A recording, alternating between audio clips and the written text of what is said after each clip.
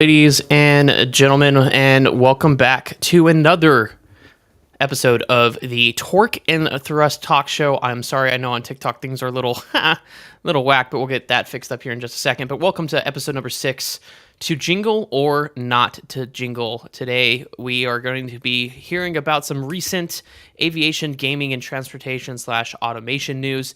Then we're going to go and learn some terms and definitions with our word game called Jargon in a Jiffy. Then we're going to help you build a blueprint to success with Career Corner, live listener Q&A, and then the most important thing, which is going to be our discussion topic for this week, which is going to be to jingle or not to jingle. When should Christmas, holidays, and decorations should actually start?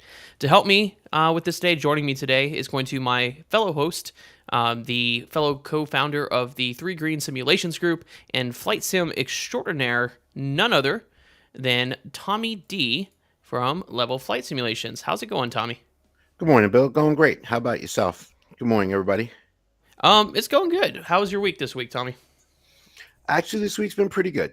Not too stressful. I was able to keep a little bit on top of the dome here. Well, that's not bad. I went. I was actually texting Tommy yesterday. Sorry, guys. Sip of coffee is important. I actually went yesterday. The wife and I went to see Jesus Christ Superstar, which is a musical. And before all of you are like, "Oh my God, I didn't know Bill was super religious." It's not. I'm a musical person. I'm a theater person. My father was in theater and a technician. My brother is an actor. I was a actor and stage manager and technician in high school as well. So I just have a thorough love for musical theater. And if any of you have seen the 1973 with Ted Neely, Carl Anderson, it's an amazing show. But I will say, this was a little bit different than I expected. I was texting Tommy last night after the show. It was, I do applaud them on attempting to take a modern take, because that's what the 1973 version was a attempted take or a modern take on the story of Jesus Christ. And so that's what they did with this one. But as I texted to Tommy, Jesus Christ in this play had a guitar, a man bun, and was in sweats. So I'm not going to ruin it too far beyond that. But the music was written by Andrew Lloyd Webber, so it was amazing as it is. Definitely go check it out. But it's definitely different than I was expecting. But other than that, I feel like it was an okay show. I did that this week. Had a good trip with a good captain that I like flying with. I'm flying with him tomorrow. So overall, it was a pretty good week. So with that being said, let's get started here with our first news segment today, which is going to be aviation news with myself. And we're going to be talking about that here in just a second. But first, we always open up with, or starting to open up with this week in aviation history, because it is extremely important to understand the history of the aviation world to understand where this is going in the future. So this week in aviation, it was on November 9th, 1904. Wilbur Wright flies for 5 minutes and 4 seconds over Huffman Prairie, Ohio, covering about 2 3/4 miles. Now, some of you may be like, "Well, that's not really a good thing. You know, that's not why is that important?" Well, you got to understand the Wright flyer when it first came out was, I think it flew 120 feet for 12 seconds out in Kitty Hawk, North Carolina. So in 1904, and that was December, so pretty close in the next year. Now we're talking about they're adding a little more distance and stuff to it. So give me just a second here. I'm just realizing on TikTok, I had this idea that we would go, I'm just gonna bring Tommy back in because this is just not, this is just not working out. Tommy, I'm gonna bring you back in here for just a second so we can go side by side. It's just the TikTok thing it's not working out like I had anticipated going in the portrait mode, so we're just going to keep it like that. So just plan on being on the screen. So but anyways, so that's this week in aviation history. November 9th, 1904, Wilbur does his 5 minute and 4 second flight in Huffman Prairie, Ohio. Now on to the more recent news, which is going to be the airline financial performance. Now, some of you may be asking, why is this important? Why do I need to know this? Well, the key thing to remember is that financial performance is a key indicator of how an airline's doing, and honestly, the pulse of the actual national economy. If you look back, in history with the economic crisis that we faced, usually there's a downturn in the airline travel industry before there's an economic downturn. So it's always kind of good to keep an eye on it. So this is talking about this year's quarter three performance. Number one, baby, is going to be United with a net income of 1.14 billion with a B billion dollars.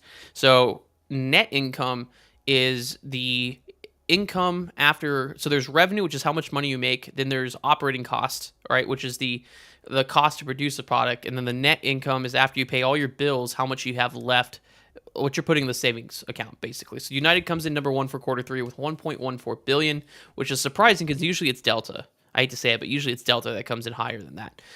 Delta's net income for quarter three was 1.11 billion, which is not bad. It's not bad. It's still a close second. But that is an increase by 59% compared to this time last year in quarter three. That's how not wild, but how crazy the travel industry has been this year. A almost 60% increase in performance. American, I hate to say it, doesn't surprise me. Net income negative, right? They lost $545 million. I've said it before. When I was working within the AAG system, that's one thing I never understood was their financial strategy. It never made sense. Like in the midst of the pandemic, we're reporting losses every quarter when I was working at Envoy, and they come out of nowhere and start offering $150,000 bonuses to stay with American and Flow. It's like, where's that money coming from? So I hate to say it, doesn't actually surprise me, but quarter three net income is a loss of $545 million.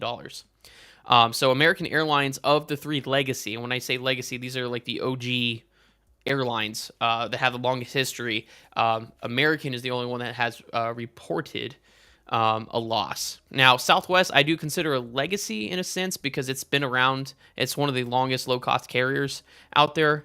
Southwest net income is $277 million, so positive, which is an increase of 33% from last year.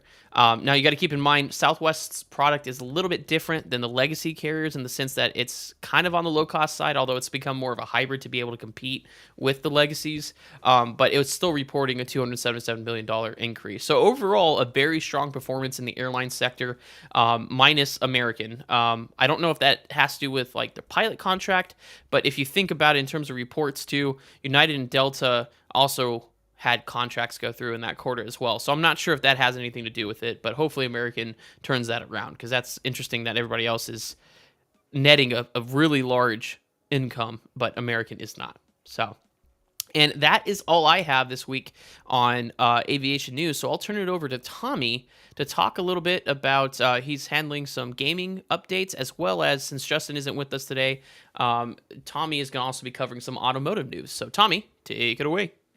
Thanks, Bill. Appreciate it. That's something about American, though. Yeah, we'll keep an eye on that. I'll keep an eye on that. We'll see what happens. So, good morning, everyone. Happy Wednesday, middle of the work week, finally. So, we're going to start off with a real quick gaming update. Microsoft Flight Simulator released a fairly large update to the game, and it's the Nordics. It was the scenery updates and stuff like that to make it looking a little bit more realistic in the sim.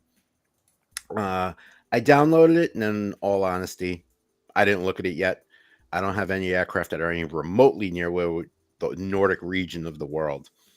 But from what I'm understanding and seeing on the different boards that I'm a member of, it's looking pretty good. Like, I haven't been really too disappointed with Flight Sim's scenery updates, and it's not hitting the frames pretty much, which is what I look for. The next quick update, right, is PMDG released a bug fix to their new UFT. There's already bugs. Didn't they just release it? Yeah, it just came out yesterday. So the flight tablet came out last week. This week they released a whole bunch of bug fixes. I didn't look at the change log. I did jump in my trusty baby Guppy 700 and sat there and played with it a little bit. And it is the interface between the FMC and the tablet is working a lot better now. Oh, okay. So I didn't put it anywhere. I just kind of pre-flighted it because I only had about a half hour to tinker with it before I had to leave. But it's much better. So what was wrong with it, and what was? Do you know what the bugs were originally? Was it just glitchy or? Not that it was glitchy, but a lot of your numbers wouldn't match. So you know how in the FMC when you get to that point in your takeoff performance, you get Mhm. your center of gravity and your elevator trim. Yeah. It Mhm. wouldn't translate to the tablet Oh, to assist you in getting your V speeds. interesting. Okay. So, and that's pretty much gaming in a nutshell. Coming soon will be what I find out about the release of the new Modern Warfare 3, which Oh, we're on the cusp of. I believe that's coming out in 2 days, and that's I been don't know about released. you, Tommy, but I haven't heard great things about it. No, because no one has seen what they want to see. Right now, if You, you have the pre-order, you could play the campaign, yeah. but there's a S- tremendous bug with that I found out recently. Is it, it wipes your It stuff, right? wipes If you're all your Modern Warfare 2 out. So if you play, um, and you play for like a couple hours in yeah. campaign, and then your buddy's like, "Come on, we're jumping on Modern Warfare 2." You get on there, and you're pretty much back to where you were when you first Oh opened the no. game. Yeah, which not a So fan. That has would make me walk Activision away. Yeah, it's has a, Activision. They are aware. They are working on the fix. They just have to oh see my where it god. is. Tommy D lawsuit? No, I'm just kidding.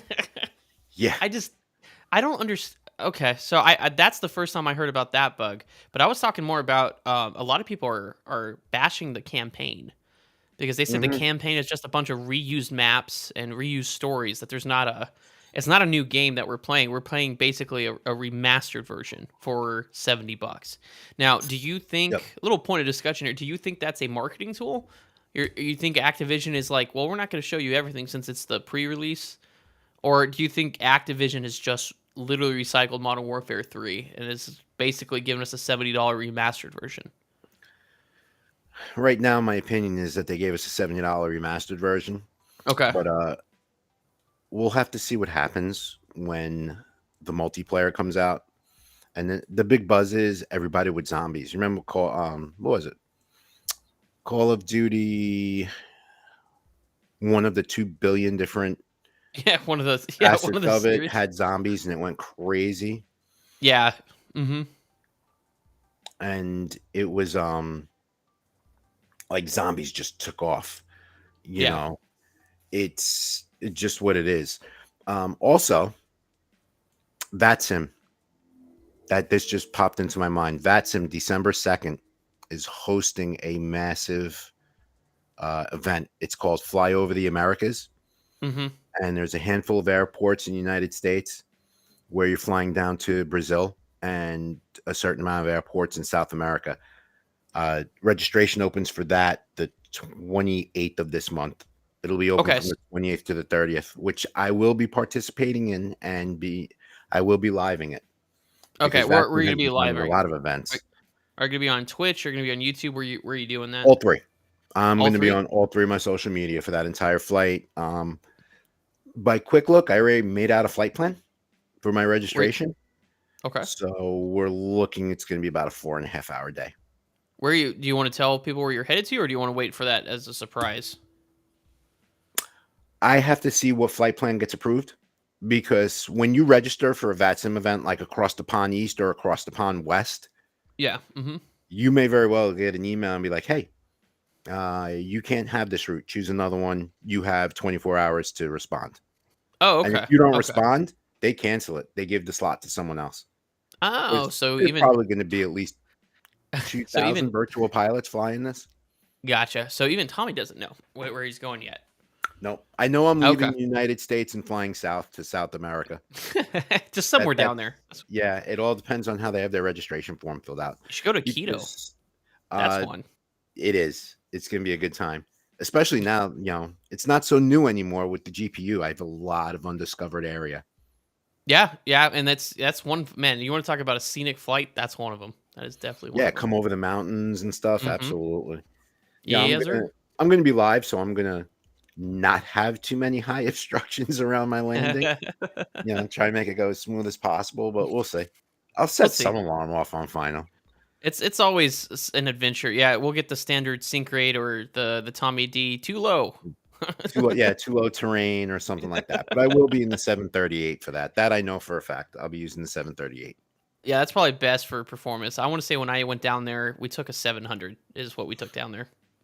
So, I could, because I don't know why I'm better in the 700 than I am the 800, but well, the 700 is an easier, in my opinion, it's easier to fly, especially in the sim. It's not as much airplane. It's a lot of power, but not a lot of airplane to throw around. So, yep. And the one thing VATSIM has gotten a lot better about too, if you hmm go to VATSIM USA, you could see what events they're running for that week. oh, that is a And lot better. like they have different events in different ARTCCs Yeah. every week, and it's worldwide. You Oh, could okay. fly in Europe one day and then, like Spain another day. Oh, that's pretty cool. So yeah, it is pretty cool. And that's actually how I found out. I was looking to see what the Friday night op was going to be and if I'm going to be able to fly it. And then surprise, there's this Yep. event. Okay, So sweet, there's our gaming news in a nutshell for this week. nice. So my little stint on automotive news, and I by no means am an automotive expert. We're trying though. We are trying Something our best. trying our best, but this is something that I've watched for a while, and it's been in the newspapers, and this is pretty much nationwide.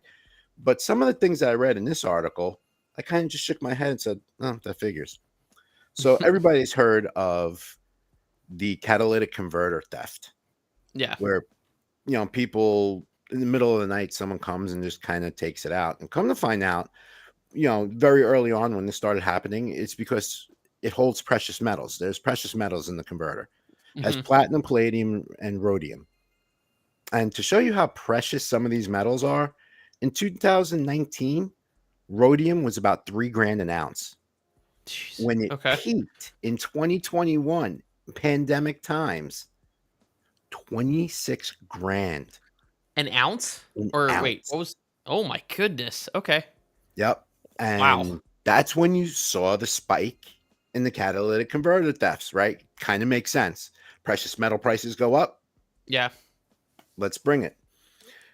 So, as the price of the precious metal started coming down post pandemic, law enforcement put millions into it, including the federal government. The federal government themselves kicked in about 8.2 million into the law enforcement side of the investigation into this. And come to find out, in 2021 and 2022, Bucks County, Pennsylvania, which is the county north of Philadelphia, was the nationwide ring. uh. After that ring was raided and shut down, there was almost an immediate 50% cut in Whoa. catalytic converters being So robbed. so Yeah, 50% was Philly. That's 50% was Philly stealing or people in Philly stealing actually, catalytic they were being converters. funneled to Philly. That was Oh, kind of I like the gotcha. chop shop of the country. Oh, so it was that county in Pennsylvania you're saying. Yeah, yeah. And then Oh, that was okay. when I just kind of went, all right, yeah, that kind of figures, But and they actually broke it down, and I found this pretty interesting because one vehicle, I was just like, you got to be kidding me! It's a lunchbox. The top five that were the most targeted vehicles: the Ford F Series trucks, the Honda Accord, the Prius. Like, I really, mean, the Priuses have Prius? catalytic converters, so yeah. Yeah, but you know, the Honda CRV, which was a little bit of a surprise also, and the Mhm. Ford Explorer. Now, those of you who are Ford buffs know Ford for quite some time has made that police interceptor engine. And in fact, the car that I used when I was a supervisor at my last stop in my EMS career had the interceptor engine in it. And I remember having the conversation like it would be hysterical if all the supervisors came out and all the vehicles were missing their catalytic converters. Yeah, I Yeah, mean, hysterical. well, but the thing But is you honestly wouldn't know if your catalytic converter was stolen until you get the engine light. yeah, You would have, because I remember on my old car, my very first car was a 2005 Pontiac Vibe, the station wagon. Um, and it had problems with the catalytic converter, but you would get like an engine light, and that's when I learned about what the heck a catalytic converter was. Hmm. So yeah, you wouldn't really even know. And I've actually walked up. I was walking from my crash pad to the train in Chicago one morning.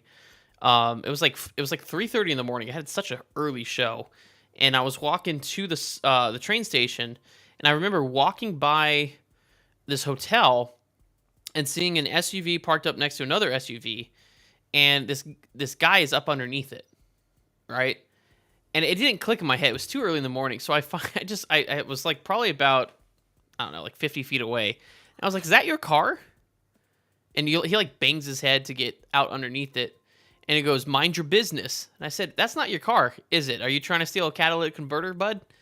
And he goes, "Mind your business." I said, "That's not your car." And meanwhile, after the fact, I realized that was probably stupid to do, because I didn't know who he was, or what type of, if he was carrying a weapon or not. It was dumb. It was dumb. But in my mind, it was 3:30 in the morning. I was seeing something that was wrong happening, so I said something. One of these days that's going to get me killed. But um I so I told, and he took off, right? So I called the police, and they were like, and I had the license plate number and stuff of the car, because they were driving through the parking lot. Um, and they're like, "Can you stick around?" I'm like, "No, I gotta go fly an airplane. Like, I can't stick around. They're gone. I gave you the license plate, but I gotta go. I got a report time. I gotta go make." Um, and that's the last time I did that early morning walk. If it was before 5:30 that I had to do that walk to the train station, I just Ubered to the airport, because Yeah, I don't blame you. I would too. yeah, after that, I was like, you know what? That was probably. I remember telling my wife, and she was like, "You did what?" I'm like, "Yeah." Now that I think about it, it was kind of dumb. Yeah, that was pretty stupid. So yeah, it's a surprise that.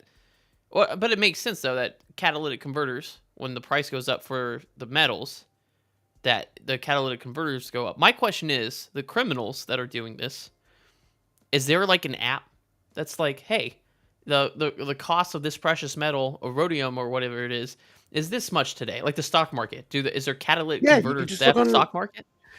Well, the metals are. I Okay, mean, so there's a it's the stock market.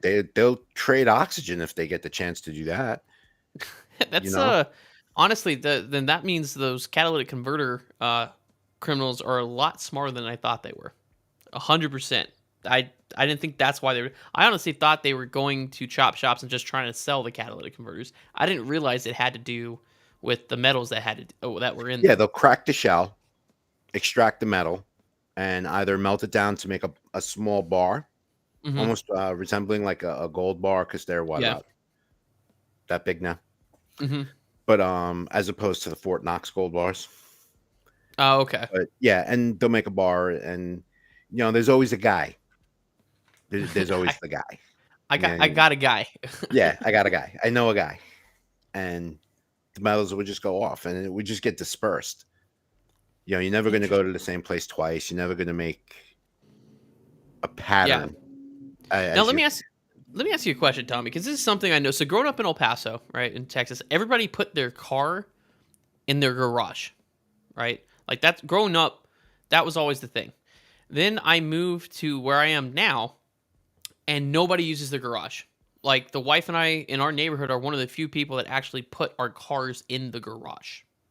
In where you live, do you all use garages to put your cars, or Mhm. what? Okay. Yeah, So is most of the houses here have garages. but do they put their cars in them? You could tell who the multiple vehicle families are Okay, because but there's but they don't put like a bunch of garbage and crap in their garage, no, and not no, not okay. specifically the area I'm in now. Now, when you get to where it's a little bit more country, Yeah, that zero turn mower definitely does take precedence over the F-150. gotcha. Okay, because I was gonna say that's one of the biggest ways to prevent catalytic and car theft is by putting your car in the garage. Yep. So, and I also live in an area with severe weather. We get tornadoes, we get hail, we get high winds, we get snow and ice storms. Like, there's like my neighbors will be out there scraping their windshields at 5 in the morning, and I'm rolling out with a clean car because I put it in my garage. So Right. like I don't know. That's something that just baffles me. My in-laws are the same way. It's like they have 3 cars. They have a 3-car garage, but there is so much stuff in their garage that they can't use their garage for the cars. And that still blows my mind. I just was like, why does that? What? How does that work? It, the house that I owned when I lived in Florida, I had a Mhm. one car, and when we first moved down there, Mhm. when I was first there, it took about a month to get settled because I moved from Long Island to Florida. The house I was in Long Island, I had lived in for 5 years. You own a home, you collect Yeah. stuff in 5 years, Oh yeah, you do. Yeah, you do. and it just seems one of the things that tends to happen when you move to a house that has a garage, Mhm. kind of becomes your staging area, and then everything gets brought into the house and where it needs to be and stuff like that. Yeah, but staging area for 30 years is a little excessive. That It's part, like, because I understand, because when my wife and I moved into our house, we were so exhausted because I was like, no, we could totally do it ourselves. Never again, by the way. We're hiring movers if we ever move again. But we put everything in the garage, parked our cars outside, but then the next day we pulled it in. But what I'm saying is, there's people here that turn their garages into man caves, which okay, yeah, okay. But there's also people that just have so much stuff, like just garbage and stuff in their garage that they can't park their cars up. That's just something I've never understood, especially with where I live and the amount of severe weather that we have here. But who knows? Maybe it's a Midwest thing that I just was not aware of. it, Um, it may be like, and then where I grew up in Queens, there mhm. were houses that had garages, In but Queens, yeah, yeah, really? oh You all yeah, have and cars in New York? yeah, yeah. Actually, funny story. I still got a couple of friends that don't own cars. Like I would they're say it's New lifelong York. You just take the bus and train train everywhere. people. Yeah. But yeah, and I grew up in the second floor of a two-family house. I thought you were gonna say a garage. I was like, Tommy, No, what? no, no, no. And we had a two-car garage, and my father always parked out front because one, it wasn't our house, right? We were renting it. Yeah. Two, um, our landlord who lived in the first floor, I mean, they Hmm. were awesome people. They were from Italy and like they Hmm. knew how to throw a party. It was a good time living in that house all those years. But he was a cabinet builder and furniture builder. So he literally would bring his work home. And then once a week, the truck would show up. But he was actually making real wood furniture in the garage. So he had all, the specialty saws and stuff like that. Which also goes into another kind of point is you got to be careful about doing that nowadays because of zoning issues. Because Hmm. technically, if you're running, like for example, my HOA, there is like a covenant, but there's also city ordinances. If you're running like a commercial business out of your home, that's illegal. You could get fined for that. So that's something I found out. Not me, like I didn't do anything. I was running my Etsy shop. No, I was kidding. I didn't run anything out, but it's something that I was aware of when I was because I was the president of my HOA for the first year. My wife and I were the founding president and vice president of our HOA. And so that's one thing I learned in learning the policies and regulations and ordinances that applied to our subdivision was that in fact might have been a zoning issue, which was interesting. I didn't know that you can't just if you like have a woodworking business, you can't just operate that out of your garage. So Right. And then, the big difference is it was Queens, New York in the 70s and 80s. And if someone did call the police to report something like that, the police would show up and be like, you kidding, right? You realize how busy we are? I'm really yeah, not worried about this dude who's in his garage building a chair. right, yeah. Live and let live, man. That's how, it was one of those. Okay. Well, But Tommy, what do you say we talk about some terms?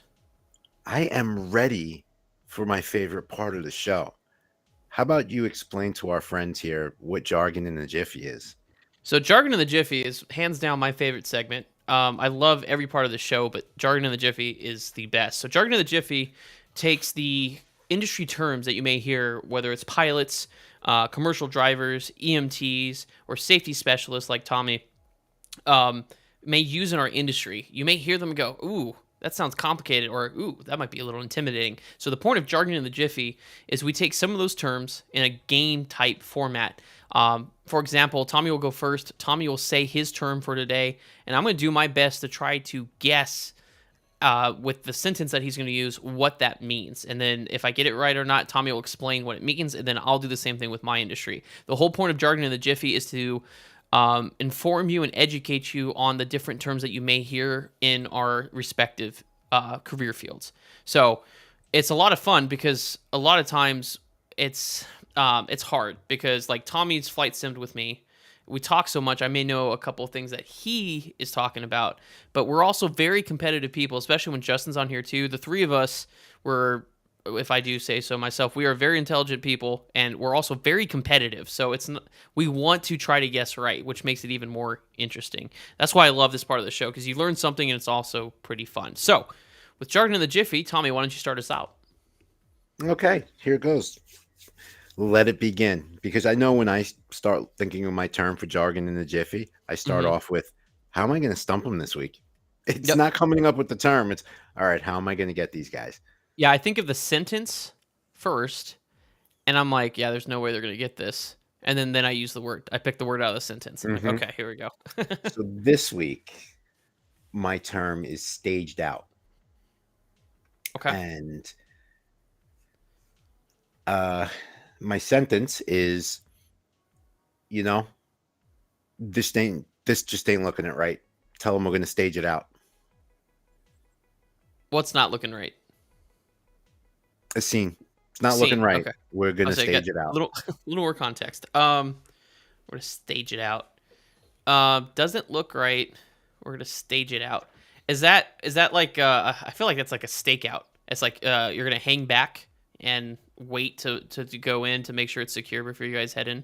And that's it. Yep, I would say because staged That's out, you it. had me.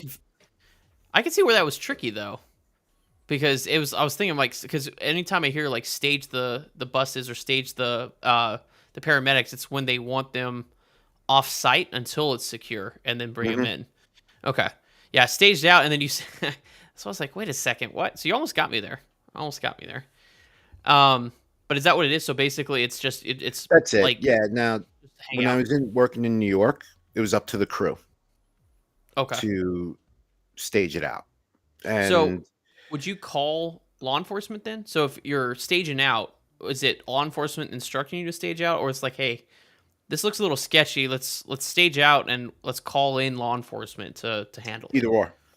Okay. It could be one or the other. Now, the one good thing about when I worked in New York, the mobile data terminals we had, Yeah. we could pull up the history of that call from the moment that it came into 911.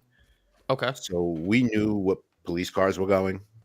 You would actually see it in the text. 103 Adam assigned, 103 Bravo assigned, Hmm. you know, my unit number assigned.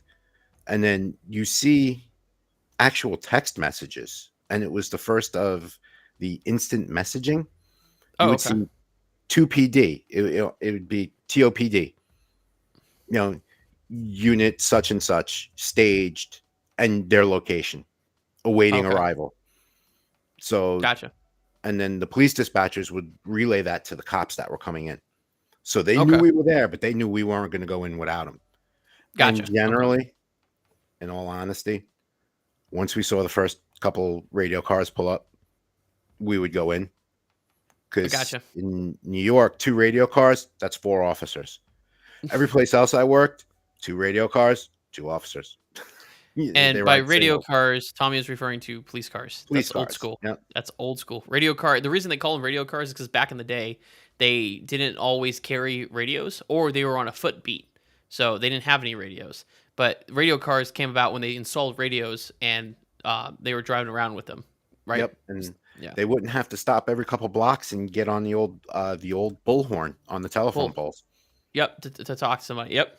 So that's a throwback. That right there was a throwback to radio cars. Yeah, I tend to date myself. All right. You ready for my word? Bring it on. All right, this one I think I may give it away with the sentence, but we'll see. So my word for jargon and Jiffy this week is dirty. So the sentence is NorCal, because of NorCal and their tendency to slam dunk us. I needed to get down first before I could get dirty. That Hmm. sounds all sorts of wrong if you take that out of context. I just realized that, so that's why I added the NorCal approach in there. Yeah, planes. People were talking planes. Yeah, so it's I gotta get down first before I get dirty. Okay, so I'm going to say this is definitely something to do with the stability and the aeronautics of the aircraft itself. Well, it's aviation, so yeah, stability and aeronautics kind of go Yeah, hand in that kind hand. of makes sense, right? Kind of, yeah. But so NorCal, so you slam dunking, so you're chasing the glide slope, Yeah. Mm-hmm. and you need extra drag.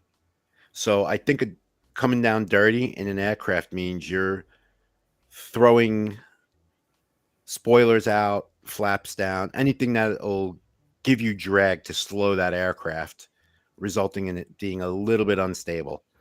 Kind of. I think you misunderstood the sentence. I got to get down first before I get dirty. Oh, okay. So you got to get down first. So where you are doing a slam dunk, but maybe you're not coming into wake turbulence to where it's gonna throw you off a Kind little bit more. kind of. You're dancing around. You're at the door of the nightclub, but the bouncer ain't letting you in yet. That you're kind of there. This is Um. the story of my life. Yeah. Yeah. Right. Oh my God, we're talking about my life story. So kind of. So it. Trying to. You're on the right track with spoilers. Okay. So Dirty. kind of elaborate more. So got to get down because of NorCal slam dunking. Got to get down. We got to get down first before I get dirty. So I'm still thinking that it's spoilers out to get down Okay, so quicker. remember, yeah, okay. So have you ever heard the term clean in aviation? I have, but it's always I'm not sure I have the right understanding of it. To me, a Okay, clean aircraft was zero drag, except for like its natural drag, like your spoilers okay. down, flaps up, So gear up. You so configured for like a climber cruise. so go. So clean is I forgot the word, but opposite, right, of dirty. So go Hmm. off that. So just think about that for a second because you're understanding clean is accurate. Okay, So, get down. You see, it's the sentence that's playing mind games with me. oh Because yeah, I know, get down I know. first, because I'm thinking NorCal, and I know what NorCal is like, Yeah, because you know New that's why York this. Traycon ain't too far different from NorCal. That's why I'm not gonna. But I wasn't gonna give it to you on a silver platter, but I also don't want it to be like intentionally just like the answer's not in the sentence. That's the whole point of the sentence is to give it context. oh yeah, my windmills are turning. But you got to get down first to prevent from getting dirty. No, no, no. I gotta get down. I gotta because NorCal Slam dunks us. I have to get down first before I get dirty. Oh, So so you got to reach a certain altitude before you start putting drag out. kind of. You're on the right track. Keep elaborating. You're almost Okay, there. so as you're chasing the glide slope on a slam dunk, Okay. at some point you're gonna have to level the aircraft a little bit to slow it down because And you how do I still slow have it your down? approach speeds And that you got to how do I meet. slow down? You slow down by you pitch the nose up, Okay. throttle Keep back, going. Okay. right? When you hit those decel points, if Okay. need be, you could put the boards out to slow Okay. the aircraft anymore, disrupt it, What and else can I use to slow down the airplane? We're almost there. I'm working with you, Tommy. flaps because that'll create Okay. drag. Okay. So, Within and then operational what? parameters, your landing gear. Okay. So, is that a clean configuration?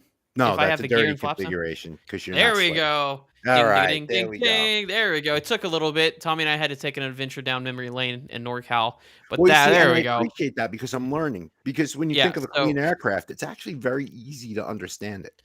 there we go. Yeah. So, dirty is a term that we use to describe an aircraft that is fully configured. Or configured, so it has some sort of drag out. So it could be spoilers. But really, a dirty configured aircraft is configured for landing. So that's the most drag that you can put on the airplane. So in the 737, that's flaps 30 or flaps 40, and gear down is a dirty configuration. Clean, on the other hand, is when flaps are up, gears up. So That's what. So in NorCal, the sentence, to kind of explain the sentence, is we have to descend first before getting dirty. Because when I describe slam dunks, remember, if you want to descend at flight idle, you'll descend a lot quicker if you're going at 250 knots versus 210 knots. So a lot of times the technique to avoid a slam dunk is to use the faster airspeed to get you down quicker. Then once you get to the altitude, aka the final approach fix altitude, where you're not going to get slam dunked beneath the glide slope, then you'll level and slow down and start getting dirty. That's what that means. Because the other option is you can go like flaps one, spoilers, gear, and get down. But realistically speaking, if you're far enough out and you're not worried about configuring necessarily, you get down first, then you get dirty. But dirty is just means that there's flaps and gear out, there's drag on the airplane. 5 out of 5 on that one this week. Thank you. Thank you. That I'm was a getting good one. better. I I'm enjoyed getting that one. better. So, because a lot of times I'm sitting here going, okay, how do I stump Tommy? Not necessarily Justin, because Justin has an interest in aviation, but is a completely different career field. Tommy sims, and a lot of time has simmed with me in the past 6 months. So it's like I have to be careful because I'm pretty sure I've said all this stuff in like a live sim session. You were So actually using it the first time I joined your live too. That one night where I was working and you were home. Like that first night I jumped into one of your lives, you were using your career vocabulary. And that's dirty. That's the definition of dirty. So dirty is just a aircraft that is has drag out and has flaps out and gear out. It's a dirty because in terms of aerodynamics, it's dirty. It's not smooth or clean like the en route configuration. So now that is why I love jargon in a jiffy. Jargon in a jiffy, like I said, you learn something. I honestly, out of all of this, I think is the portion of the show where Tommy and I learn something new every day. So, and I thoroughly enjoy that. Me too. But Me too. next part of the show, next segment we're going to talk about here is going to be Career Corner. So Career Corner used to be Comment Corner, and where we talked about the trolls of social media, but we figured we don't want to give them a platform. They don't deserve the platform for trolling us. So we switched to Career Corner, where we give you the basic blueprint to success to be a professional pilot, to be a medical worker, like an EMT or a paramedic, or a commercial driver. When Justin's returns or joins us, he'll be going more into that. But we just give you basically the step-by-step progressive building blocks you need to get where we are in our industries. So, for example, last week, Tommy talked about week number 2 of EMT training, and I talked about instrument and commercial time building. But this week, we're going to talk about the next step, starting off with Tommy, talking about EMT week number 3. Go ahead, Tommy. Okay, so week number 3, and as we had said in the past couple of weeks 1 and 2, how much this is a foundation-based class, and we're going to build more and more. We could call it, a triangle. I personally look at it as steps. So you're climbing the steps towards your certification. So week 3, we're going to come in day 1, all excited and happy. And we're going to recap week 2 in about an hour and 15 minutes, usually up to first break. That would be like on a Monday, the beginning of class. Week 3, we're going to actually start getting more and more into patient assessment. How to actually physically examine someone, what we look for, everything from physically examining someone to lung sounds, vital signs. There's a couple of different histories to take, and there's mnemonics and sample OPQRST, but that's for future shows. You're not just there yet. But the one biggie is what is known as the HPI. That's the history of present illness. Why are you standing with this person on a street corner? Why are you standing in their living room, bedroom, kitchen, wherever it may be? The reason why that ambulance was summoned. And we're going to hit this pretty hard because this is why we're there. We're also going to start bringing in a portion of the class that used to be called the kinematics of trauma. It actually explains to you what happens to the human body during a traumatic event. We're going to teach you the different types of trauma, but more specifically, what happens to your body in certain things. And as a quick example, a human body that's involved in a vehicle collision, I don't care what you hit. You could hit a tree, a fence, another car, the Concorde, whatever. It don't matter. There's actually three separate impacts. There's the vehicular impact, there's your body's impact to the vehicle, and then there's your innards striking your bones and rattling around in your body. So it's actually three different. And then, everyone has watched different shows and be like, oh, well, he's got a bruised heart. And I'm like, that's awesome because you figured this out from 100 yards away. I need that set of glasses. But sure, they absolutely did because their chest hit the steering wheel and the heart hit the sternum. That's what causes the bruise to the heart. So It's a little we're gruesome actually, for November. Halloween's past, Tommy. yeah, and it all, this was one of my specialty lectures back in the day when I was doing a lot more lecturing than I was practical skills. Kinematics of trauma, like what happens when, something penetrates into the body, tissue displacement and all this other stuff. It's actually very, very interesting stuff because this is when you start to realize how bad a person can screw themselves up and still live through it. It's like, whoa, the amazing, one of the things is the most complex computer in all of eternity is carried by the human body, and that's the brain. And what it is, a human body can withstand. And that's where we're starting to go. And we're starting to bring that into the patient assessment. So we're not going to Oh, have all of that goes into the patient assessment. all of it So, is starting to get pulled into patient assessment. So the way this building block is, you're going to come in and we're going to give you a scenario. Well, and like it's going to be very simple, like a broken arm, a broken leg, a broken hip, something along. no car crashes? Not just yet. We're getting there though, and we're going to kind of like spoon feed you with your skill sheets with patient assessment, and that's how we'll start integrating you to where, as we speak more about this, you'll start to see actually just even by our show, you'll start to see how coming towards the end of it, it will actually all tie together. And it's a pretty wild process. There are times that even after 3 decades, I'm still pretty much amazed by it because it's really, really wild. But the big week 3, the big takeaway is you're starting your kinematics of trauma. You're starting your patient assessment as far as it is taking the histories and getting your physical exams down and your blood pressures. In every patient, the blood pressure is very, very huge. And for those of you who are watching, if you're interested in becoming an EMT, I'm telling you right now, your first blood pressure, always, always, always take it manually. Don't take the easy way out and use the automatic cuff. Don't be lazy. Take a real set of vital signs and use that as a baseline. Because we spoke about this in automation, machines fail. And I'll trust my monitor to defibrillate someone. I won't trust my monitor to take their blood pressure. Gotcha. But And there it ladies and is. gentlemen, that is our I'm sorry, go ahead, Tommy. No, that's week 3, right then I and was there. gonna say, welcome aboard the tangent train. Yep.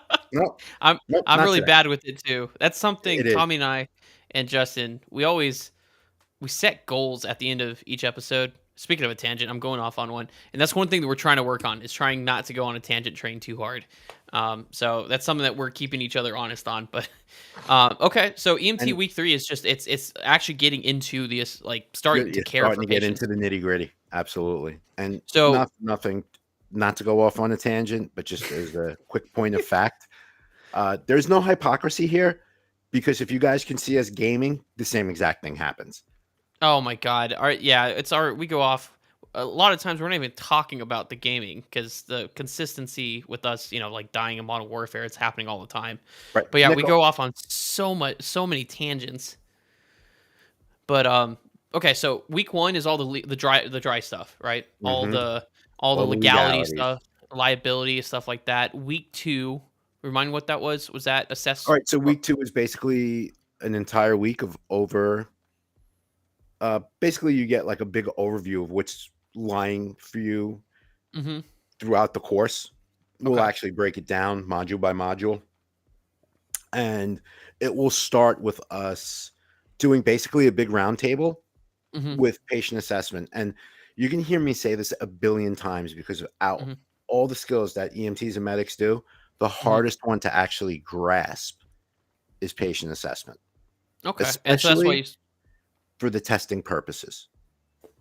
okay, and then that's why in week 3 you go more into the traumatic and the more nitty-gritty of the patient assessment, not just the vitals and stuff. Yep. And Okay. yeah, because the end goal is to make you so proficient that you don't even think about it anymore. You just Gotcha. do. Nice. Like Yoda Well, that's says, there's no try, only do. only do. Do you guys Only talk like that in EMT school too? Do you guys talk in reverse? I was in school with a bunch of Star Wars nerds. Yeah, we had Yeah. yeah. It was either Star Wars or The Godfather, depending on what You what come mood to we were me. in that week. You come to me on the day of my daughter's wedding. Yeah. Yep. Oh, Marlon Brando, amazing. Did you know that he wore a jaw prosthetic for that? There was an I actual always like thought he had like not no, because if you necessarily cotton balls, but those cotton tubes that the dentist used to stick in there. no, so because I saw him in a very young Marlon Brando in Streetcar Named Desire, Stella. Anyways, Yeah. but I just saw online that he actually had these weird looking prosthetics that he put on. It's almost like a retainer to create that jawline, so he could talk like this. That's awesome. A So whole nother I level he was. yeah, sorry guys, another tangent. Yep. Anyways, but oh my god, I don't even know how we got on that one, but yes, so Marlon Brando wore um prosthetics for The Godfather. Now, steering us back on track, Conductor Bill, choo choo. Um, let's talk a little bit about the next building block of aviation. So last week, let's kind of review. So you start off with your discovery flight.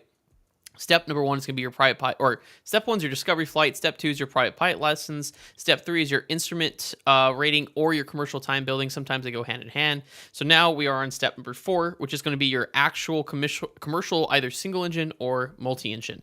I did my commercial single engine first. So what you're doing in commercial, you're not really learning anything new, but you are doing new performance maneuvers that honestly you'll never do again, but you're understanding on a deeper level the aerodynamics of these maneuvers. So like you're doing chandelles, which is a 180-degree turn using maximum energy to gain altitude.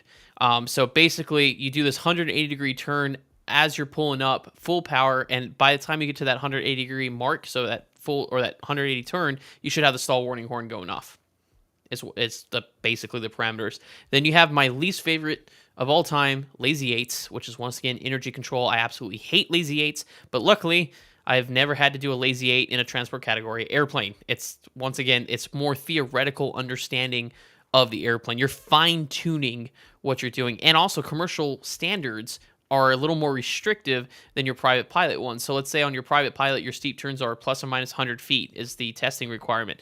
As a commercial pilot, you're going to be doing, I believe it's 50-degree banks with a plus or minus 50 is the restriction. So everything gets a little bit tighter, a little more restrictive. So you're just doing things in that manner. And then you do learn a little bit about commercial flying. Now, a lot of people assume that commercial pilots are just, or you getting your commercial license makes you an airline pilot. That's not how it works. Now, you have to have your commercial in order to get your airline transport pilot or ATP. But when you get your commercial license at this level, it's not the same thing. There's a lot of gray areas and a lot of things that you probably don't realize. Like, you can't just be like, hey, I can fly you now for hire. You actually can't hold out. That's what it's called. You can't advertise. Someone has to approach you about it and say, hey, can I do this? There's certain rules, and you'll learn all about that in ground school with commercial single and commercial multi.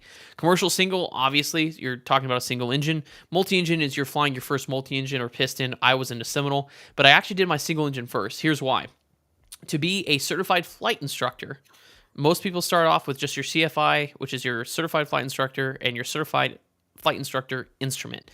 You can teach those. Very rarely is the instrument course taught, or private pilot course is taught in a multi-engine. So my school of thought was I was gonna get my commercial single engine, get my CFI, and then while working for the flight school, use my discounted rates that you get when you're working for the company or the flight school to be able to do my Part 61 commercial multi-engine add-on. The cool part about the multi-engine add-on is that there is no time requirement necessarily. You just have to demonstrate proficiency. So Part 61, which is great because the multi-engine costs more than a single engine, so you can spend less time spending less money in the multi-engine getting your multi add-on. That's what I did. But there's always pros and cons to it. I only had 12 and a half hours in the multi-engine, and that was just learning the multi-engine and what the school felt was comfortable under Part 61 to sign me off for my check ride. To be an ATP, you have to have at least 25 hours multi-engine time. So guess what I had to do when I was a flight instructor? I saved money, but then I had to go time build, which was fun. It was me and a couple of my buddies who are airline pilots now. We flew around Florida grabbing hamburgers and food. We just basically did a food tour of Florida to build the 25 hours. So you do end up spending that money elsewhere. But at least with a commercial single engine license, you can jump straight into CFI and to the point where you are making money first. So that's where I would recommend doing it, is commercial single first, then multi. But if you do your commercial multi first, that's fine, but you're still going to need a commercial single to get your CFI, which I will talk about next week. But that is step number 4 in becoming a commercial, or not commercial, excuse me. Step number 4 in being a professional pilot. So, and that is a common misconception, is a lot of people are like, oh, commercial pilot means you can be an airline pilot. Nope. Nope. You can't just go advertise either. That's called holding out. That's a whole other thing. But anyways, I can kind of talk about that more as we get further along in the progressive steps of becoming a professional pilot. Now, normally Justin would be talking about being a professional driver. Unfortunately, he's not here with us this week. So when he makes his return, we'll have him do a catch-up segment where he'll kind of walk you up to where we are in our career building blocks. So with that, we're going to take time to... questions. Oh, do you? I'm sorry. I do. You sparked the mind, even at this extremely early hour for me. So now I know the route you went to get to where you are today. Yes. What if someone was putting themselves through in a non-college based course? They went to their local airport that had a flight school, so they're working on their single engine commercial, but now it's time for them to start transitioning to multi-engine. But that flight school doesn't have a multi-engine aircraft. Well, it's kind of a brick wall there. Well, and that's where you need to do research. 100% you need to do research, because there are flight schools out there, and they'll say on their websites and stuff that, oh, we only go through like instrument, right? They don't go beyond instrument, or we only do commercial single. So that's something you have to research ahead of time, because you could get to that point and you're like, oh, well, I don't have a multi-engine. So now you got to go fly a flight school that has the schedule and the aircraft, the equipment to be able to support you doing your multi-engine add-on. So Now, that it's a... Oh, please go ahead. No, go ahead.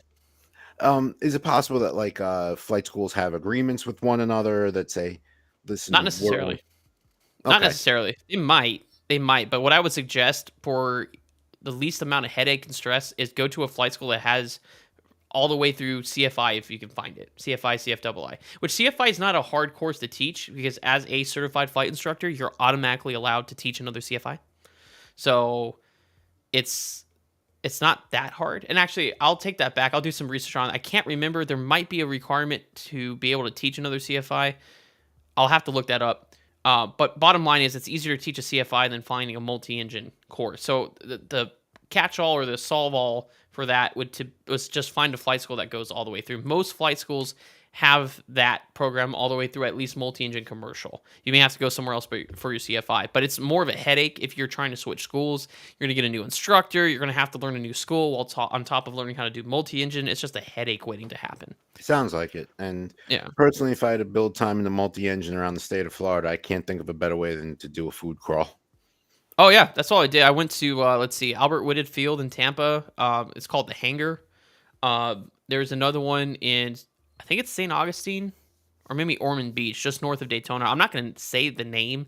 It's a barbecue joint, but the name it's yeah, we're not going to talk about it because it's not an inappropriate name, but it's inappropriate for the aviation industry, if that makes sense. I don't know Yeah. why they called it that. They were like, "Oh, this is funny," and then September 11th probably happened, and they're like, "Oh, So, um, but yeah, the barbecue joint up there is really good. There's a burger joint down in Fort Lauderdale Executive that we went to. So yeah, it was a good time. That's what we did because even though I was certified to fly in the airplane, I still needed an instructor with me for insurance reasons because the insurance company didn't like people flying the multi-engine solo for whatever reason. So that's Yeah. what I Why am I one of not my college surprised? buddies, one of my fellow CFIs, him and I'm like, "You got time?" Yeah, I'm like, "All right, let's go grab a burger." And then we had another college friend of mine just sit in the back because it was for him to fly and observe. So the three of us just like flew around and had food.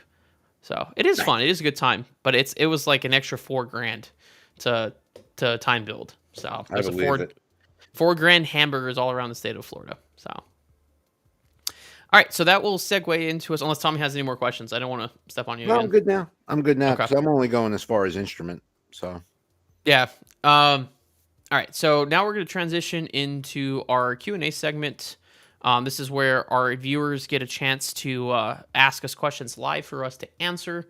Or another possibility, if you guys join our Discord group, which is absolutely free, you guys can go down to the Torque and Thrust Talk Show section of the Discord, and there's a section where you can not only suggest topics for us to discuss each week, or you can actually ask questions in there, and we can answer questions from there. But as of right now, I am not seeing any questions. So we must be explaining so well that nobody has questions. we are Tommy, do you have any questions on your side?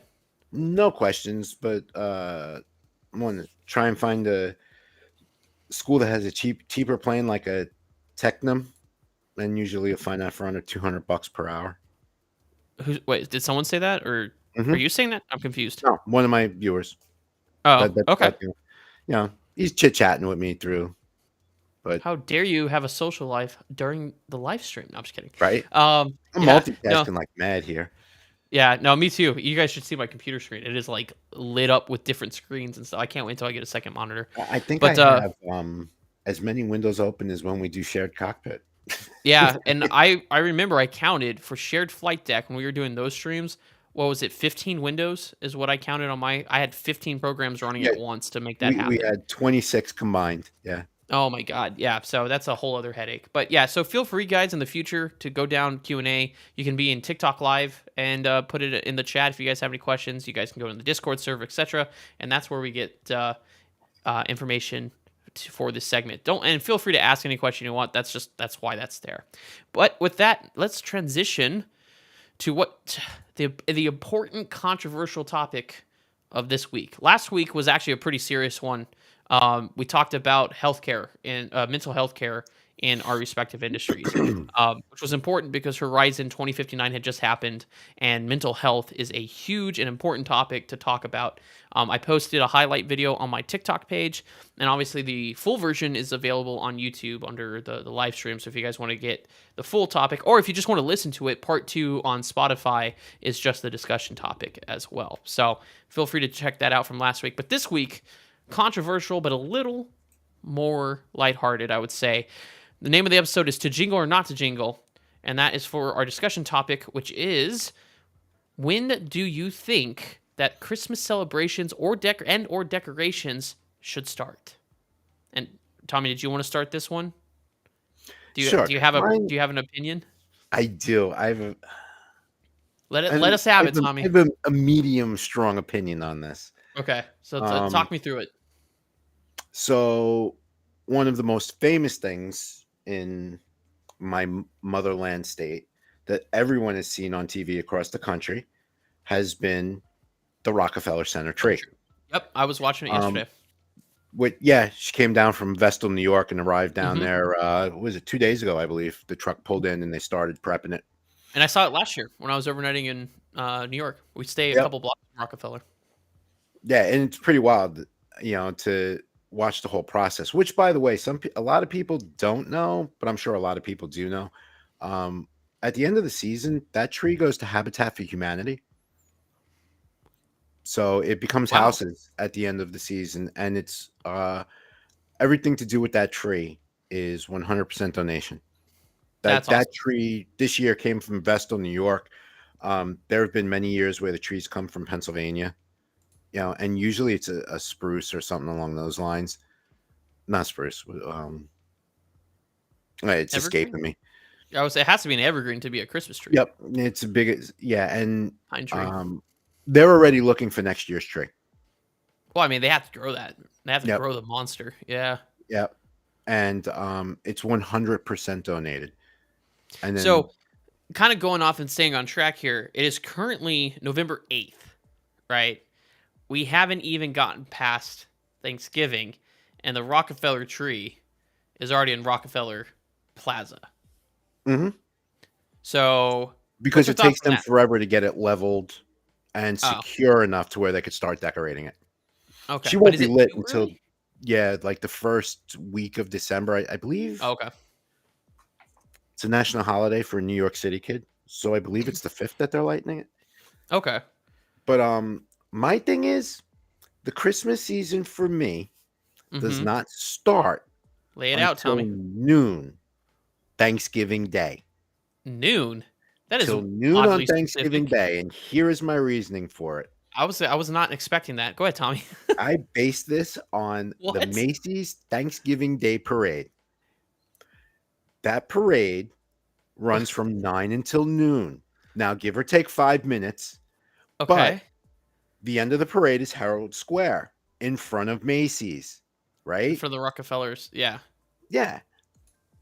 That's when Santa's float rolls across Herald Square and the parade is over at that point. It's usually noon on Thanksgiving Day. Okay. So Let me that's when ask the you. Christmas season starts for me. Let me ask you. Where the hell did that come from? Is that is That's did the your way I've was that a always family been. thing? I have been it is a family thing to a point. When I was a kid, my parents would bring me and my brother to Mhm. see the parade. I've seen that parade so many times. I could Okay. probably choreograph one of them. Oh my god. And it went So, from my childhood uh-huh. straight through my career because But I used to was it purposely pick up the overtime for the parade. but okay, but was it like your mom and dad um at noon were like, "All right, time to put up the Christmas tree," or like what was it that has set you to be like noon? Because that is the first freaking time I've Yeah. ever heard that ever. Well, And to me, I that's I when was the Christmas season starts. but why though? Like, did someone tell you that? Is it like did your Christmas tree go up at that time? Because No, like I my said, I've family's been Christmas tree went up after the Rockefeller Center tree was lit. So it would be like the first weekend in December, we would yeah, put the tree up and decorate the house for Christmas, uh huh, and the Christmas season itself, starting at noon on Thanksgiving Day, was uh always huh. my personal interpretation of it. But You know, and where do you, I'm trying to dig deeper, Tommy. I'm trying to dig in that brain of yours. Where did that come from though? Because I pulled up an article while we were talking about like when people think that decoration. So I had some baseline, right? And okay, this is weird. Like not weird, but it'll be interesting. And then you came up with that. You said that. That's weirder. Not weird, but not I can't say weird. That's different. That's more different than I anticipated it being. So I'm curious where the heck that came from. Is it like just has been in my mind for years. but when did it It- start? So like you were cuz you said your parents and stuff didn't put up the decorations until December 5th or like when they lit the tree in Yep. Rockefeller. So do you remember the time you're like was it when you're on your own? Was like Tommy's out of the house and now it's my rules and now I'm doing it on the noon of Thanksgiving No, or believe it or not, even when I moved out, right? I stayed oddly traditional to how I was raised. okay, it's not odd. Now I have my own traditions in the way I did things at holidays with my Mhm. children, Okay. who hopefully will continue building on that with theirs, which, by the Mhm. way, both of yous, you know, it's almost time to make me a grandparent. I'm not pushing you, but you might want to get married. Just saying. Okay. So, But not the place for that. Not the place for that. Yikes, Tommy. well, I know, I'm pretty sure my son is watching today. That's funny. Let's just roast them live. Happy holidays. Yeah, but that's just always been the way that I've interpreted the holidays. It is nothing But when crazy I'm about that. just no, it's not crazy. I just want to know when it started. So you said that you when you even when you first like say you're 18, you went out of the house and you still stuck to the tradition. Was it a girlfriend? Was it a family member? Was it someone It somewhere was the said time with my something? family. It was the time, Okay. and actually, this comes from when I was a kid, and Wait, what? 9, The 10, noon thing 11 comes years from when old. you were a kid? Hmm. Wait, I thought you said, but didn't your parents set it up at December for the Rockefeller tree? Yeah. Yep. And So, my interpretation started of the Christmas season started very early, and then the traditional Christmas with the tree and everything like that in December. So it was kind of like a okay. flow. So what? Okay. So at what point in your life did you go noon on Thanksgiving? That's it. Oh, That's the geez, time. That's what I'm trying to get at, Tommy. It's like probably like you, 14, 13, 14. Oh yeah, I've held on to this one for a while. okay. So, but when you were a kid in your house with your parents, when you were 14, the tree didn't go up on noon of No, Thanksgiving. no, it did not. Okay, so what? But that's what I'm trying to say, Tommy. Like, what triggered it? What changed? So as soon as you were out of the house, you were putting stuff up on noon on Thanksgiving. I was, Okay, that's because what I I was. just enjoy that month long of the season. That's what Yeah. I was asking because I Yeah, was like, where's the that's point? season to me. Even though like I actually started Christmas shopping around Labor Day, but I just Labor had a large Day. family. Yeah, I had a very large family. Oh my god, So, this is um, uncovering so much. We're digging. This is welcome to the Christmas interrogation of Tommy D and right, but his yeah, tradition. that's to me like, and I feel that a month and a week, well, a month and 2 weeks Well, no, is it's not. good. I'm not saying it's bad. That's actually not. That's a fairly decent represent like what I would say is reasonable because Thanksgiving at noon is pretty much done. Like you're already halfway through the day. 12:01, Mhm. that's Christmas season. That's reasonable. That is reasonable. It surprised me because I've never heard anybody Yeah, it's say that oddly before. specific. Oddly, is it a New York thing? Do New Yorkers do it? Do you know of No, anybody else? let me tell you something though. That city does change. The face of that city does change during that time of year. So, but what I'm saying is there anybody else that you know that does that? That at noon it's Christmas time. Oh yeah, friends and other family members and stuff like that. The same way. Wait, your family members? Yeah, yeah. Some So is aunts and that uncles live the same way. so is that where it came from? Yeah, in a way, yeah, kind of like a hybrid of my entire family. But I mean, that's what I most of it, asked. I take bits and pieces from there and make things my own. Okay, You so know. that's when I asked where that came from. That's what I was talking about. Oh, all right.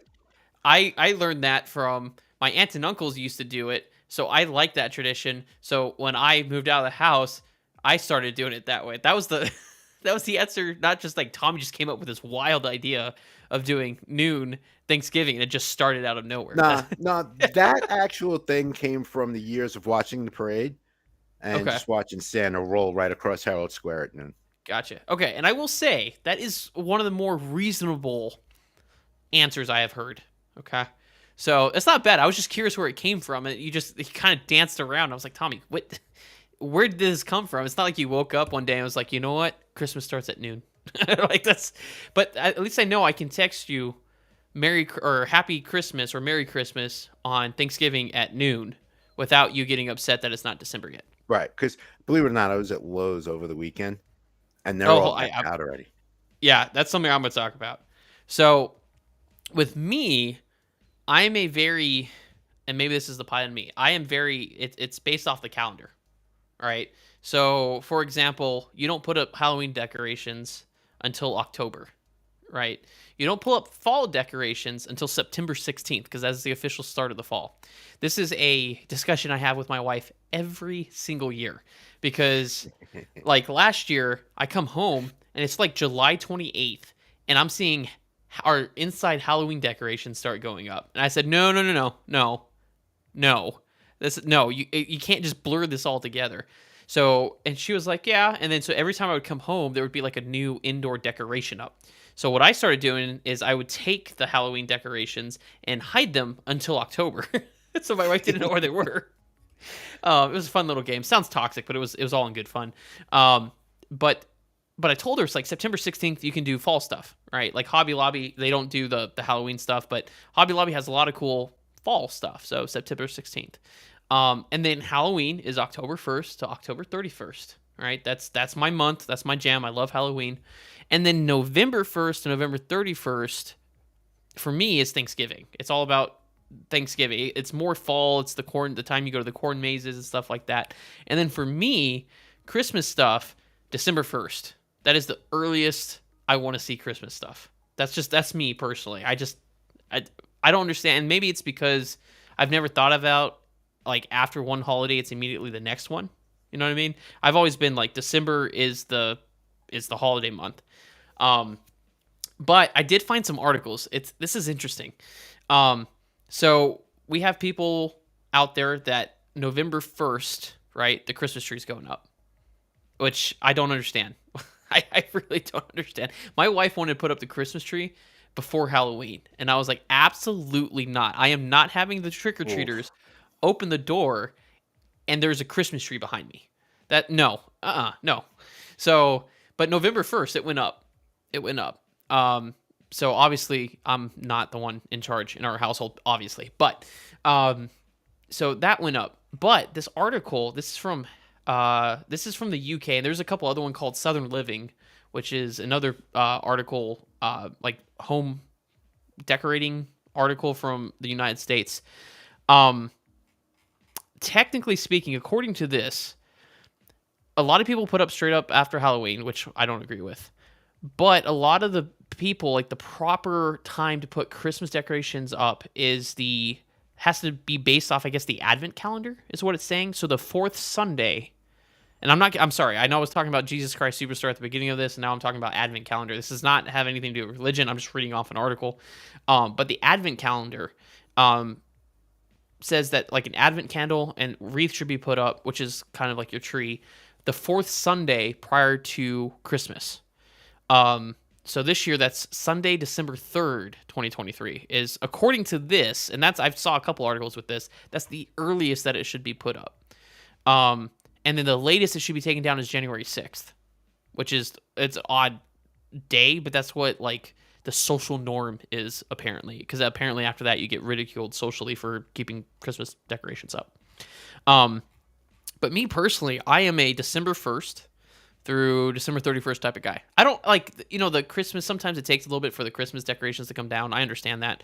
But like having Christmas lights and Christmas tree up in July is absurd. Like absolutely absurd. And you were talking about this, Tommy. You were talking about this. I do want to touch on this is the Halloween section of Walmart, right? This was like October, probably 25th when I was at home. The Walmart Halloween section, mind you, the outdoor section is already full of Christmas stuff, right? Completely full of Christmas stuff. And then the Halloween section with candy and stuff like that, as we were getting closer to Halloween, there was more and more Christmas stuff being placed in the Halloween section. They replaced the candy with lights, Tommy. It was madness, I tell you. Absolute Oh, madness. complete And Christmas anarchy. oh my God. And you were talking about Lowe's. My Lowe's right down the street. I walked in October 1st and I'm staring at a Santa Claus. And Ah, yeah, my wife turns around with this huge smile on her face and I was like, no, like this, no. And so I had to grab her by the hand and steer her away from the Christmas section. I was like, no, we are yeah. not doing this. And then, everybody talks about, oh, Christmas is commercial, Christmas is commercial. That's why. That is because The it's a kids didn't even moneymaker. go trick-or-treating yet, and there's 200 trees at Home Depot. Yep. And and that's the thing is the stock is so big and it goes it gets sold so quickly that they have to stock up that early to be able to have enough and sell because they make a ton of money off it. It's a Oh, huge sure. commercial thing. But it's like, don't muddle the line. Like, I'm not talking about like winter solstice, the official start of autumn. Just at least give us October. November, okay. I like post Thanksgiving. I've seen also Black Friday is sometimes where people put up the trees and stuff Hmm. like that for Christmas. That's okay. I think anytime Thanksgiving and after is appropriate, in my opinion, to put up the Christmas tree because you've Yeah. already passed that holiday. The fact that we're overlooking Thanksgiving to me is ridiculous. you know. Um, but that's just me. I don't understand why it's November 1st Christmas tree goes. I mean, my Christmas tree is up right now. I'm staring straight at it out in the hallway. So, I didn't have any say over that. Okay, that's the wife's doing. So, it And makes this is her what happens happy. when you leave for work. Yeah, and it's a lot of it happens when I'm gone. But once again, happy wife, happy life. It makes her happy, so that's okay. But there is nothing on the outside of my house. Nothing. Not yet. Now I will start putting up lights about mid-November, and that is because where I live in December, it gets very cold and very icy, so it almost becomes too dangerous to put up lights. So I do that a little bit early, but the lights physically don't come on until December 1st. Like you will not see a single Christmas light on until December 1st. Yeah, you So, see, I was the same way too. When I would decorate exterior, mhm, um, I would actually base it around the weather. So early yeah, November, they'll be up, but they're not lit until, yeah, well, it's only because I have no problems going out there at 50 degrees. yeah. Sometimes I might have a problem going out there at 10 And degrees. tin and icy on a ladder, and Yeah, yeah, I'm just not feeling it. No, Santa but Claus can do it. I can't. Santa Claus has no. some magic that will prevent him from falling on his tushy. I don't. So the only the only place I fly is in a 737. I can't fly off a ladder like that. So Um, yeah, that's my kind of take on it because I figure when the Christmas tree went up and my wife was talking about it, I'm like, we got to talk about this on the podcast because I know this is it's a lighthearted but controversial topic because people are like November 1st and then other people are like, no, Christmas Eve. It's such a wide variety of answers. Well, and And then then that small population of people that love the Yuletide season so much that it's like Christmas all year long. yes, I've heard that, but there's a radio station where I live that year round plays Christmas carols. Hmm.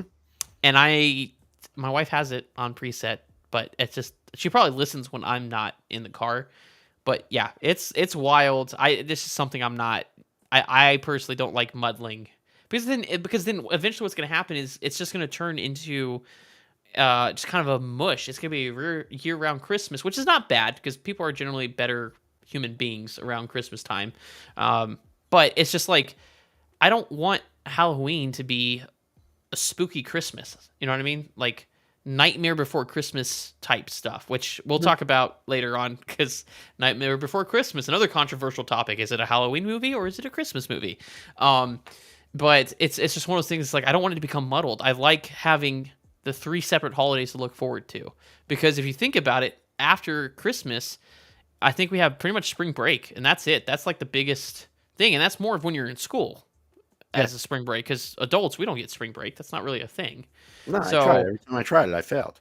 yeah, exactly. So yeah, exactly. So I just don't want to have this all turn into a muddled Christmas year round because then I lose the excitement for the individual holidays that occur at the end of the year.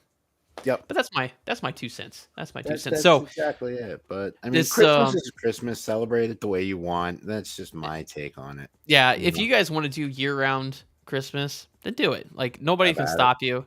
It's not like it's if I would rather have a year round celebration of humanity and when people are in great spirits and love one another than a month of that and the rest of the year everybody's at each other's throats.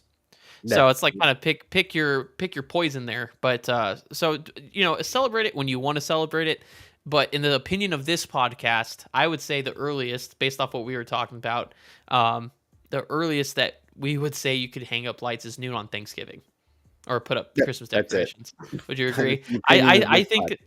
between the two of us, I think that is the most reasonable answer, and I'd be okay with that.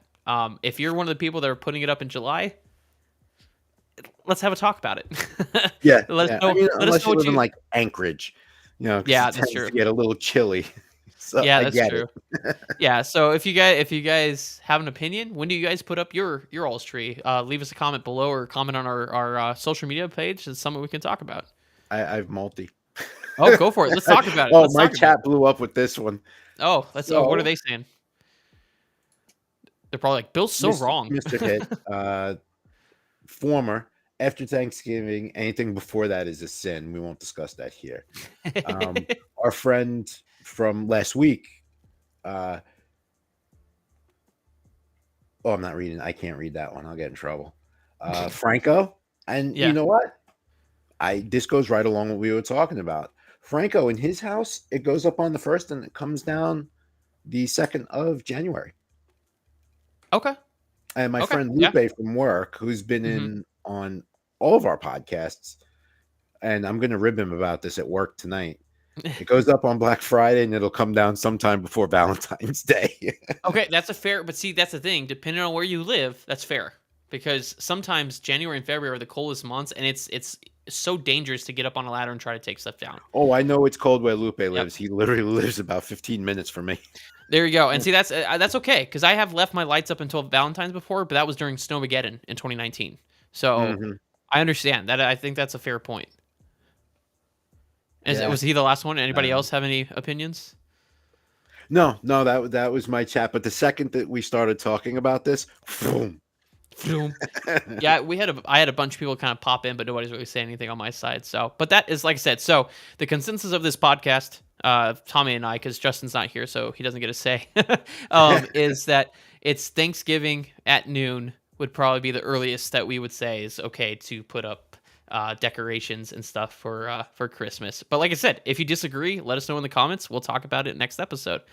So now, speaking of next episode, that's kind of what we're going to wrap this episode today. So next episode will be a week from today on Wednesday, the 15th, November 15th at 9 a.m. Eastern, 8 a.m. Central, and it's going to be episode number 7, Pardon Moi. Tommy and I were talking about this a little bit earlier. We're going to talk a little bit about etiquette in our career fields. Etiquette as in things that aren't necessarily taught, that aren't in the rule book, but things that you should do to be courteous to others. So with that, on behalf of the Torque and Thrust Talk Show, I'm Bill, I'm Tommy. and we'll see you all next week on the next Torque and Thrust Talk Show episode. Take care, everybody. See you later.